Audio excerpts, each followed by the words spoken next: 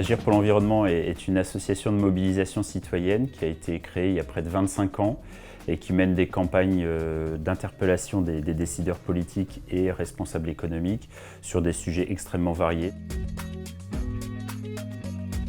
La différence entre la 4G et la 5G, c'est essentiellement une question de débit. Les fréquences ne vont pas être les mêmes, c'est-à-dire que la 4G va utiliser plutôt du 2,4 GHz, là où la 5G va utiliser de la 3,4 à 3,8 GHz, donc des fréquences plus élevées, qui permettent de transmettre beaucoup plus de données, mais dont le signal va se perdre assez rapidement, donc va nécessiter un plus grand nombre d'antennes relais.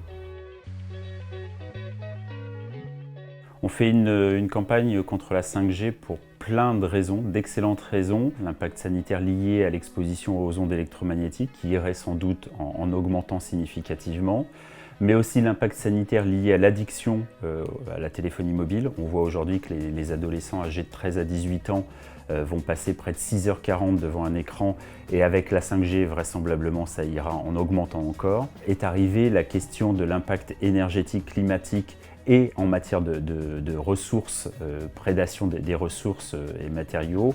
La 5G va élargir considérablement la problématique téléphonie mobile qui était réduit jusqu'à présent à l'impact sanitaire des ondes électromagnétiques. Et le dernier sujet, raison pour laquelle on s'oppose aujourd'hui à la 5G, c'est aussi la commercialisation des données personnelles avec l'arrivée de milliards d'objets connectés qui va être rendu possible grâce à la 5G et dont un certain nombre d'acteurs se délectent d'avance à l'idée d'utiliser ces données et de les monétariser.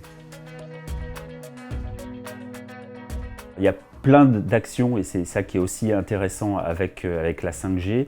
Il y a tout à la fois la possibilité de signer des pétitions, d'interpeller le gouvernement, d'interpeller les parlementaires.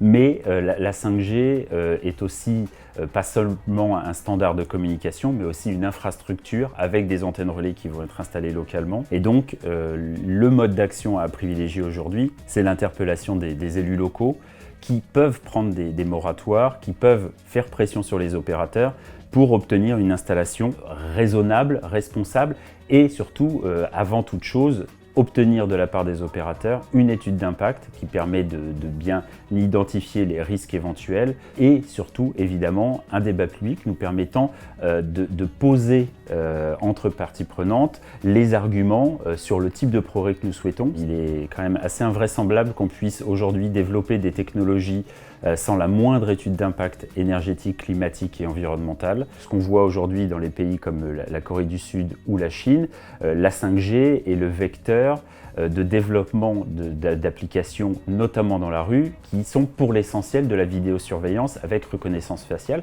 Donc c'est un modèle de société qui accompagne cette 5G et on n'aimerait pas que ça se fasse au détour d'une attribution de fréquence sans débat, alors que ça engage notre avenir.